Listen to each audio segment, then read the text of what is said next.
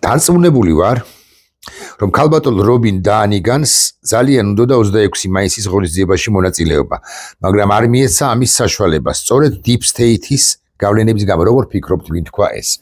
ვინ იტყოდა? არა, განა ყველა არ იტყოდა ქართული ოცნების ბანდის 99-ვე დეპუტატი, მაგრამ ამ 99-დან ჩვენ ხომ ასე 49-სა თუ 59-ის არც გვარი ვიცით და არც სახელი. აი, დანარჩენი თქვა 60-ის არ ვიცით და 29 დეპუტატის გვარსახელი კი ვიცით. მაგრამ მე გეტყვით, რომ დეპუტატი არ არის ამის მთქმელი. 10 თუ 12 მინისტრი ყავს ქართული ოცნების ბანდას და ერთი პრემიერ-მინისტრი. ჩვენ ყველას გვარსახელი ხომ არ ვიცით, ჩვენ შრობ დარჩეს. აი, რაგვარია ფინანსთა მინისტრი, იცით? მე გულახდილად გეტყვით, ვიცი ეხლა რომ გავიხსენო, ხო, ამოვქე კოჩები ტვინის ჭიუხებიდან, მაგრამ აი ხა გარკვეული რაღაც 23 წამი მაინც დამჭირდება და შეიძლება შემეშალოს გვარი. 3, 4, 5 გვარი კი ვიცი მინისტრებად წოდებულებისა, მაგრამ ამ სიტყვების ავტორი როგორ გონიათ ვინ არის? მე ვიტყვი ვინც არის, მაგრამ სანამ ვიტყვი, მანამდე შემდეგი რამ უნდა მოგახსენოთ, რომ როცა ყველაფერი დასრულდება და დასრულდება აუცილებლად, დასრულდება საქართველოს გამარჯვებით, ანუ ამათი დამარცხებით, ამის მთქმელის დამარცხებით. დასრულდება ჩვენ უნდა მოვახერხოთ ალბათ ერთი საინტერესო იდეა მაქვს და უნდა ჩამოვიყვანოთ სპეციალისტები დემოკრატიული ქვეყნებიდან, ფრანგები, გერმანელები, ჰოლანდიელები, ბრიტანელები, ამერიკელები, არ ვიცი. სადაც ძალიან განვითარებულია ფსიქიატრიული სკოლები და კარგი ფსიქიატრები უნდა ჩამოვიყვანოთ მეთქი, ქართველი ობიექტური ფსიქიატრები უნდა დავახმაროთ, ანუ ერთობლივი ჯგუფი უნდა შევქმნათ და არა მამუკა მდინარაძე, ხაზგასმით ვამბობ, იმიტომ რომ მამუკა მდინარაძე საოცარ განცხადებებს კი აკეთებს, მაგრამ გიჟი არ არის. ხო, აი გიჟი არ არის, ის რაღაცა სულ გაყიდულია, ის კი გონებრივი თვალსაზრისით დავრდომილია, მაგრამ გიჟი სულაც არ არის. არც გიავოლსკი, არც სოზარ სუბარია, აი თეატრულოკიანზე რა მოგახსენოთ, შეიძლება ის ცოტა წაუგიჟებს და სხვები, მაგრამ ეს კონკრეტული პირი უნდა შევამოწმოთ. ამ განცხადების, ამ სიტყვების ავტორი, გავიმეოროთ, ეს სიტყვები დარწმუნებული ვარ, რომ ქალბატონ რობინ დაანიგანს ძალიან უნდა 26 მაისის ღონისძიებაში მონაწილეობა, მაგრამ არ მიეცა ამის საშუალება, სწორედ Deep State-ის გავლენის გამო არის პრემიერ-მინისტრად რომ მუშაობს თქვენი ქვეყნის პირველი, მეორე კი არა, პირველი პირი რომ არის, იმიტომ რომ პირველი პირი არ იქნებოდა პრეზიდენტის ძალმოსილება, უფლებამოსილება იყოს ფართო, მაგრამ ამის ძალმოსილება, უფლებამოსილება არის ფართო და პრეზიდენტის ძალმოსილება, უფლებამოსილებაზე გაცილებით ფართო.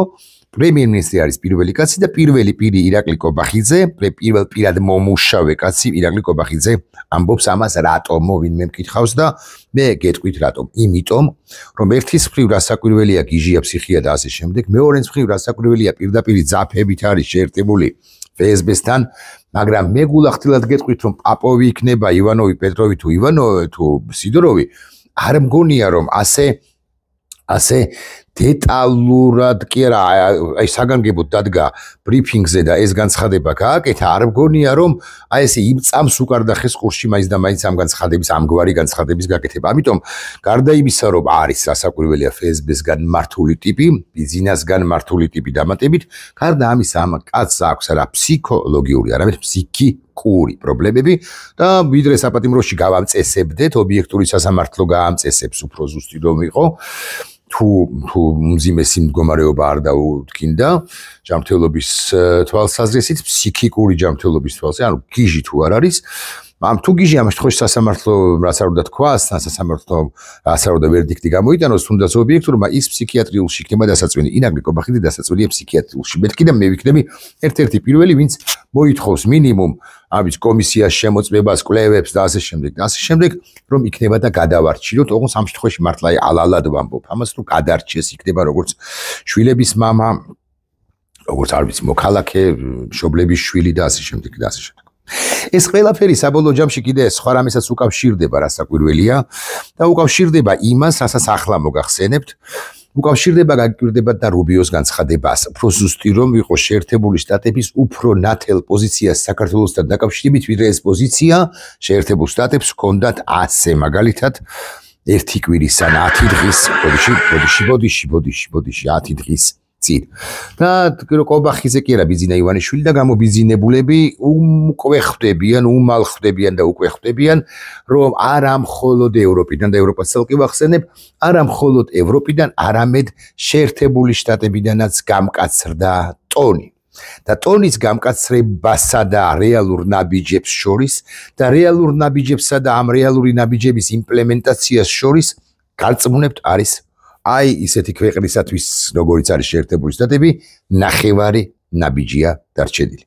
რაც შეეხება ტონის გამკაცრების შემდგომ ნაბიჯს, ანუ მეგობარი აქტს უკვე მისაღებს ზედაპალატის, ანუ სენატის მიერ მაისში მაღალი ალბათობით ეს ვერ მოესწრება, მაგრამ ვიდრე არ დაგებებზე გავლენ სენატორები, ზედაპალატის წარმომადგენლები 100 სენატორი, მანამდე აუცილებლად მიიღებენ მეგობარი აქტს და მაღალი ალბათობით ივნისში პრეზიდენტი ტრამპი მსხვილად მოვაწერს ამ გადაწყვეტილებას ორივე პალატისა ხელს თავისი მსხვილი ფლომასტერ კალამ პასტით თუ ფანქრით, არა ფანქარი არა აქვს ფლომასტერ მრით, ესე უნდა ვთქვა, დაასვამს მსხვილად საკუთარ ხელმოწერას და ეს აქტი იქცევა კანონად და უკვე ამის შემდეგ იწყება კანონის იმპლემენტაცია, რომელიც სხვათა შორის არ გულისხმობს მხოლოდ სანქციებს, მოდი ეხლა შეერთებულ შტატებში თუ რა მანგარიში აქვს ფარცხალაძეს, მოდი გავუყინავ ან ნამაც საშულს, არა, ასევე გულისხმობს უფრო სერიოზულ მარწუხებს საქართველოს დე-ფაქტო ხელისუფლების მიმართ თუ მხრიდან. აი ამიტომ არის გადაფსიხებული კონკრეტულად შეერთებულ შტატებზე ეს თმაპუწუწა ბიჭი, კი არა ახალგაზრდა კაცი, რომელსაც აკი გითხარით, კიდეც აქვს ჩემი მოსაზრებით საკმაოდ სერიოზული ფსიქიკური პრობლემებიც და ამერიკის შეერთებული შტატების ელჩი ქალბატონ დანი განზე ეს განცხადება გააკეთა. რეალურად არანაირი deep state არ ებრძვის ამას და ჩვენს ქვეყანას და ამათ ხელისუფლებას რასაკვირველია, ამათ ებრძვის უკლებლივ ყველა ვისაც დემოკრატიული ღირებულებები ძვირფასია ჩვენს ქვეყანაში და უცხოეთიდანაც თუ მაინც და მაინც ეს ზმნა ებრძვის უნდა გამოვიყენოთ, დიახ არ მოვერიდოთ ამ ზნას და ოკეი, ებრძვის, სულაც არ არის პრობლემა. მაგრამ ეხლა ამ შემთხვევაში კობახიძე კი გადაფსიხდა ქალბატონ ელჩზე ან შეერთებულ შტატებზე და deep state-ზე ზოგადად ახსენებს, როგორც ვერც გვისახელებს, ვინ არიან ამ deep state-ის ფარული თუ ღია წარმომადგენლები, მაგრამ აი 2 დღის წინ კი არა გუშინ, ისინი გადაფსიხდნენ 26 მაისს, წარმოიდგინეთ, 26 მაისია, უნდა იზეიმო. მაჟორული განწყობა უნდა გქონდეს, კარგად უნდა იყო, ერთმანეთს უნდა ვულოცავდეთ და ასე შემდეგ, ნორმალურ სახელმწიფოში რომ ვიყოთ. იაკლი კობახიძე თუნდაც მომხრეებთან უნდა მიდიოდეს, არა თუ ოპონენტებთან, მომხრეებთან, ოკეი, ჯანდაბას და დროშას უნდა აძლევდეს და დროშას უნდა იღებდეს და სამოსცდებს ასწდებოდეს ხოლმე გილოცავთ საქართველოს დამოუკიდებლობას და კიდევ 100 წლეულები კი არა, სულ სანამ საქართველოს იარსებებს იქნება საქართველოს დამოუკიდებლობა, მოკლედ, ბევრ რამეს უნდა მომდეს, თუნდაც სადღე გძელოს. მაგრამ კობახიძემ ეს ყველაფერი ვერ გააკეთა და ვერ გაბედა და ვერავინ, მაგრამ ესენი გადაფსიხდნენ კიდე ამ ერთ ამბავზე. ვაიმარის სამკუთხედის წევრი სახელმწიფოები არიან გერმანია, კანცლერი მერცი, საფრანგეთი, პრეზიდენტი მაკრონი და პოლონეთი, პრემიერ-მინისტრი ტუსკი. ხო და ამ ვაიმარის სამკუთხედის წარმომადგენლებმა, კი არა ლიდერებმა, საქართველოს არის სოფლიო დღის წესრიგში, მოდი ესე ვიტყვი, აი ძალიან რო არ დაგწყვიტოთ გული, მეხუთე მნიშვნელობის ქვეყანა, მეხუთე ხარისხოვანი არ გეგონოთ, მეხუთე მნიშვნელობის ქვეყანა, იმიტომ რომ უამრავი პრობლემა აქვს სოფლიოს, უამრავი პრობლემა აქვს. შეერთებულ შტატებს, გრენლანდია, კანადა, მექსიკა, აი დავასახელე 2 მეზობელი სახმელეთო მეზობელი სახელმწიფო, კანადა და მექსიკა და იქით დანიის ფლობელობაში არსებული კუნძული, უზარმაზარი კუნძული გრენლანდია. აქეთ აქვს რა პრობლემები არა აქვს? ირანი, ჩინეთი, ირანი, ახლო აღმოსავლეთი, ზოგადად ისრაელი, ღაზას სექტორი, პალესტინა და ჰამასი გაემიჯნა პალესტინისაგან, ღაზაში რას ვაკეთებს და ასე შემდეგ, რამდენად ფართო უფლებები უნდა ჰქონდეს, თუ უნდა ჰქონდეს, ირანის ბირთვული პროგრამა რაღაც და ასთავარია უკრაინა, არა, ჩინეთამდეც უნდა ჩავიდე, ჩინეთი, ტაივანი და ასე შემდეგ და რასაკვირველია უკრაინა. საქართველოს ამიტომ რო არ დავსყიდოთ გული მეხუთე მნიშვნელობის ქვეყანაა მეთქი, მაგრამ რეალურად არის მე-17 მნიშვნელობის ქვეყანა და აი მე-17 მნიშვნელობის ქვეყანაზე ამ ვაიმარის სამეულის სამკუთხედის ქვეყანების ლიდერები აკეთებენ ესოდენ სერიოზულ განცხადებას, რამაც კიდევ ერთხელ ეს სიტყვა უნდა ვიხმარო, გადააფსიხე ამ ჯერზე თუ იმ ჯერზე პაპუაშვილი. რატო ხდება ეს? რა მოჯადოებულ წრეში აღმოჩნდნენ ისინი თვითკრიტიკულობა, რომ არა აქვთ გავიგე, ისიც გავიგე, რომ FSB-სგან იღებენ შეკვეთებს და ინსტრუქციებს და FSB ყოველდღიურად პრაქტიკულად ემუშავება, მაგრამ გარდა ამისა არიან ამ ტვინში გაჭედილები თავადაც ყოველგვარი FSB-ს გარეშე მეთქი ამის ქვას ვცდილობ და ვახერხებ კიდეც. მაგრამ ეს ყველაფერი კიდევ რას უკავშირდება? რას უკავშირდება მე გეტყვით. ძალიან საინტერესო პროცესი მიმდინარეობს ამასობაში უკრაინაში, საქართველოსაგან თითქოს მოწყვეტილ სახელმწიფოში, რომელსაც დე ფაქტო ხელისუფლება სულაც არ უჭერს მხარს მიუხედავად იმისა, რომ ისიც ძალიან იშვიათად წასდება ხოლმე პაპუაშვილს და ჩვენ და სხვებსაც, რომ ჩვენ უჭერთ მხარს უკრაინის ხალხს თუ უჭერ მხარს შედალოცილო ხალხის ლიდერია ეს ხელისუფლება ზელენსკის თავკაცობით, რომლის რეიტინგი სხვა შვილის ზევით იწევს და რატო არ უჭერ ჩვენ შუდარჩეს ხელისუფლებას მხარს, მაგრამ კაი გავარებოთ თავი ამას. პრობლემა არის ის, რომ ევროპა და შეერთებული შტატებიც უკვე მიდიან იმ დასკვნამდე შეერთებულ შტატებზე მოგვიანებით ვილაპარაკებ 2 წუთში. ევროპა მივიდა იმ დასკვნამდე, რომ უკრაინას უნდა დაუჭიროს მხარი. მერცი რომ ვახსენე ეს გერმანიის კანცლერი.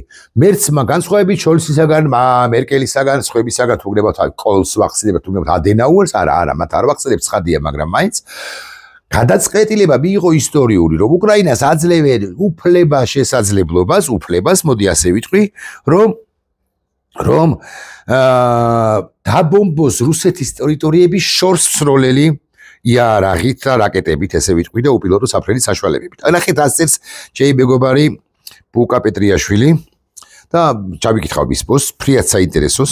ძალიან დიდი ამბავი აქვს, მოხდაო, ეს გუშინ დამოუკიდებლობის დღე იყო და სხვა ივანიშვილის რეჟიმთან დაკავშირებული უმნიშვნელოვანესი განცხადებების გაკეთდა, ამიტომ ვაზიარებს სწორედაც რომ დღესო. ამასთან Wall Street Journal-ის ცნობით, რუსეთის დამანგრეվել სანქციებს და დამანგრეველი სანქციები ევროპიდან უწესდება და ისეთ პროდუქციასაც კი, რომელსაც აქამდე ყიდულობდა რუსეთისაგან ევროპა, იმ პროდუქციასაც კი აღარ იყიდის. რომლის გავლენიანი ინიციატორია გავლენიანი რესპუბლიკელი სენატორი ლინცი გრემი ევროპიდანაც წესდება და ამერიკიდანაც, ამ კვირაში მიიღებენ, ამიტომ დონალდ ტრამპი ჩამოყალიბდა პუტინის მიერ მის მიმართ მანიპულაციებთან დაკავშირებით, სიკვდილი პუტინის რეჟიმს და ასე შემდეგ. გერმანია იძლევა უფლებას, რომ დაბომბონ რუსეთის ტერიტორიაც, იმიტომ რომ გერმანია ხვდება, რომ დღეს თუ ჩაყლაპავს 1000 ჯერ გვითქვამს რუსეთი უკრაინას, უკვე შემდგომ აღმოსავლეთ ევროპასაც და ვენეციის ბერლინსაც კი მიადგება. ამგვარი სტატიაც იყო ცოტა ხნის წინ გაჩენილი სწორედ Wall Street Journal-ში, რომ ბერლინი თავდაცვისათვის უნდა ემზადებოდეს. ბერლინი არ ვლაპარაკობ მე ვილნიუსზე, მე ვლაპარაკობ ბერლინზე. ამას ხვდება მერცი და არა მხოლოდ მერცი. ამასობაში ამერიკაში დაიწყო საოცარესი პროცესი. ტრამპი, რომელიც ყოველ მეორე დღეს თავდაპირველად. მერე მესამე დღეს უკვე შემდგომ პერიოდში, მერე მეოთხე დღეს მაინც უგორებდა პუტინს. ახლა ტრამპი მიხვდა, რომ პუტინს აღარ უნდა გაუგოროს და ვინ იმუშავა აქ? კობახიძე მიწყენს. კობახიძე დასაწვენი მაღალი ალბათობით. იტყვის რომ ხო, ესეაო თუ ესე არ არის რა მნიშვნელობა აქვს, რას იმუშავა Deep State-მა. და Deep State-ის თვალსაჩინო წარმომადგენელი არის, არა, ასე ვიტყვი, რომ კარგად იყოს გასაგებით, რომ არავითარი Deep State-ი არ არსებობს. სენატორი ლინცი გრემი. და ლინცი გრემისა და მარკო რუბიოს ჯგუფმა ტრამპი დაარწმუნა იმაში, რომ პუტინი რეალურად ახდენს მანიპულირებას, ჭიმავს პროცესს. ტრამპი აღშფოთ და მე ორი დღის წინ ვერ გავიგეო თუ მშვიდობისკენ მივდივართ, რას ბომბავს კიევსაც კიო. ვერ გავიგე კი არა, უკვე ხვდები, რომ მას ომის შეჩერება არ უნდა ვარა. იქ ზელენსკის შემოეკრიტიკა, მაგრამ ზელენსკის შემოკრიტიკება უბრალოდ დაბალანსების მცდელობა იყო, რეალურად მთელი აქცენტები იყო მიმართული პუტინისაკენ და რუსეთისაკენ. ამდენად რუსეთს, რომელსაც ძალიან უჭირს, რომ ვიცოდეთ ფრონტის ხაზზე, უკიდურესად უჭირს, გაიყვანენ ამ ჯარისკაცებს, რომლებიც არც აღრიცხავენ, შეახოცავენ, გაიყვანენ შემდეგ პარტიას, შეახოცავენ, ტექნიკაში უჭირს, განსაკუთრებით მძიმე ტექნიკაში, ტანკების წარმოებაში, ტყვია წამალში, ჩრდილოეთ კორეა ეხმარება, ისიც ვერ ეხმარება, ბოლომდე იმათაც ხოცავენ და ასე შემდეგ, აღარ მიდის. და ეკონომიკაში ხო უმძიმესი მდგომარეობა აქვს და მომავალში ექნება აი მაგალითად ხორბალთან დაკავშირებით ექნება კატასტროფული მდგომარეობა, ბარემ ვიტყვი. რუსეთი ამ პროცესს კი ჭიმავს და ასე შემდეგ და არა მარტო არამედ ვერც აჩერებს ომს პუტინი უშუალოდ, იმიტომ რომ გენერლები მიუტრიალდებიან და ჩამოვაგდებენ ის გენერლები, რომლებიც ხელს ითმობენ ამ ომით. ეს ომი ვერ სრულდება და ეს ყველაფერი ვიღაცას უნდა შეეტენოს და ირაკლი კობახიძე, რომელიც ჩამოკიდებული იყო და ერთი სული ჰქონდა, როდის გაიმარჯვებდა რუსეთი, ბიზინა ივანიშვილი, რომელიც ჩამოკიდებული იყო და ერთი სული ჰქონდა, როდის გაიმარჯვებდა რუსეთი, ხვდება რომ რუსეთი ამ პროცესში მარცხდება და ვითარცა მიმწყდეული, ეს სიტყვა უყვართ. რამე თუ და ვითარცა, ეს ორი სიტყვა უყვართ. ვითარცა მიმწყდეული პატარა პორჭყნია ვირთხები, ისინი იწყებენ პორჭყრას დამატებით დიპსტეიტის მისამართით და უკრაინის არ დამარცხება კი არა გამარჯვება განაპირობებს იმას, რომ ჩვენს ავტომატურად გავიმარჯვებთ, ავტომატურად თლაც ზუსტი სიტყვა არ არის, მაგრამ მაინც. ხო და აი ეს ყველაფერი ერთ კონტექსტშია წასაკითხი მეთქი ამის თქმას ვცდილობ.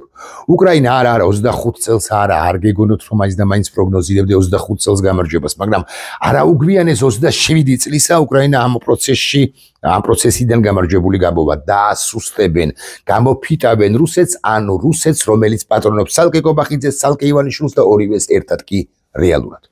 აი ეს დრო აქვთ გამოსაყენებელი ამათ და იქნება და აქ დაამყარონ ისეთი რეჟიმი ეცდებიან კია, რომ უკვე შემდგომ 27 წლიდან 26 წლიდან და ასე შემდეგ, ხო, არანაირი რესურსიც არ ჰქონდეს ქართულ საზოგადოებას, იმიტომ რომ საბოლოო ჯამში მაინც ქართული საზოგადოების ასარჩევია, როგორ იქნება ეს სახელმწიფო, ხო?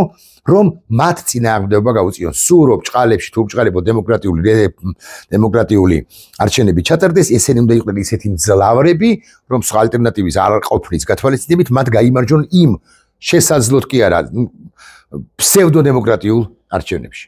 იმისთვის რომ დემოკრატიული არჩევნები ჩატარდეს კი არა, იმისთვის რომ მარტონი დარჩნენ, დემოკრატიული არჩევნები მოხსენით, მარტონი დარჩნენ, მათ უკლებლივ ყველა უნდა გააგდონ. აი ახლა მიიღებენ უახლოეს ხანებში კანონს, რომლის თანახმადაც საელჩოებსაც კი ეტყვიან, რომ შენ მომეცი საელჩოებს საერთაშორისო ორგანიზაციებს, მომეცი თანამშრომელთა სია. და ეს გააგდე, იმიტომ რომ ჩემი აზრით ოხანაშვილი, სარქუას ტვინი რო აქ ჩემი აზრით და წარმოდგენით ესენი არიან სპეცსამსახურების თანამშრომლები. ჩორტუ. ეშმაკამდე გზა ჰქონიათ. შეამცირეთ სტაფის ოდენობა და ასე შემდეგ ჩვენ განსაზღვრავთ რამდენი უნდა იყოს სტაფი ამისი ევროკავშირის წარმომადგენლობაში, მაგალითად ლაპარაკობ. და ებრძვიან დასავლეთს. ეხლა ფსიხუშკაში დასაწვენი კობახიძე ერთ-ერთი რგოლუკაა ამ ყველაფერში, ერთ-ერთი გამხმოვანებელი, რასაკვირველია ეს ყველაფერი მოდის FSB-დან და მოდის პუტინისაგან და მოდის ბიზინასაგან, რასაკვირველია. აი ამ პროცესში ვართ ახლა ჩვენ, რეალურად. გამოსავალი? აი ეს არის კითხვა, გამოსავალი. ბრგედ დგომა, უდრეკად დგომა, აქციები გავიგე ეს ყველაფერი. მაგრამ გამოსავალი არის ის, რაც უკვე დაიწყო, რეალურად ერთ-ერთი გამოსავლის ერთ-ერთი ეპიზოდი, რაც უკვე დაიწყო. დაიწყო დასავლეთის მიერ ამათვის ხელზე ხელის მოჭერის პროცესი. აღჩობენ მეთქი ასე ვიტყვი. ეხლა უნდა deep state-ი დაურქმევია კობახიძეს. უნდა შეშტრილა და ურბენია კანცელარიის შიდა ეზოში, შიშველ მდგომარეობაში. რაც უნდა ის უკნია, მაინც დასავლეთი უკვე ჩამოყალიბდა ამ უმნიშვნელოვანესი რეგიონის ქვეყნის საქართველოსთან მიმართებაში და თუ ჯერ ოკეან გაღბიდან ესე პირდაპირი უმძიმესი სანქციები როგორ არ არის, მაგრამ უმძიმესი სანქციები წინ გველის, ხოლო ვინ დაასწრებს ევროკავშირი, ან ევროპის ცალკეული სახელმწიფოები, თუ დასავლეთის წამყვანი სახელმწიფო შეერთებული შტატები, ეს ღმერთმა უწყის, ვინც არ უნდა დაასწროს, ეს იქნება კოორდინირებული, მოდი ასე ვიტყვი, შეტევა და პაპუაშვილის გასაგონად უნდა ვთქვათ, არა საქართველოზე, რომელსაც წარმოვადგენთ ჩვენ, საქართველო ეს მე ვარ, ეს ჩვენ ვართ, თქვენ ხართ რუსები, ხო, ეს შევთანხმდით ამას. თქვენი მომხრეები არიან საქართველოს წარმომადგენლები, თქვენ ხართ რუსები, ეს ერთი.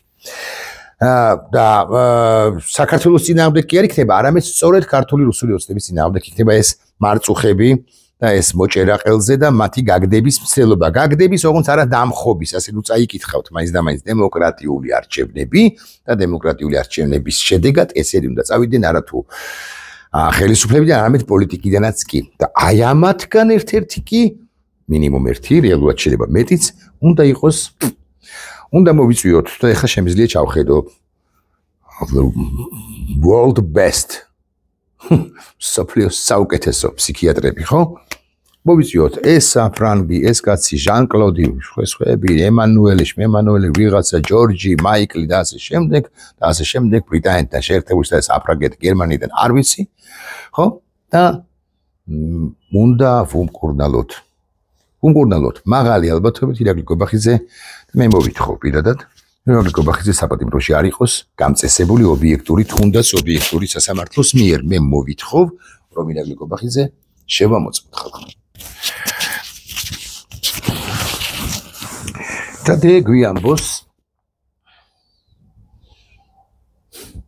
და გვიამბოს მათ შორის საკუთარი ბავშვობის და არა მხოლოდ ბავშვობის, არამედ მოწიფული ასაკში რომ იყო, უკვე ზრდასრული, იმ პერიოდის ტრავმების თაობაზე.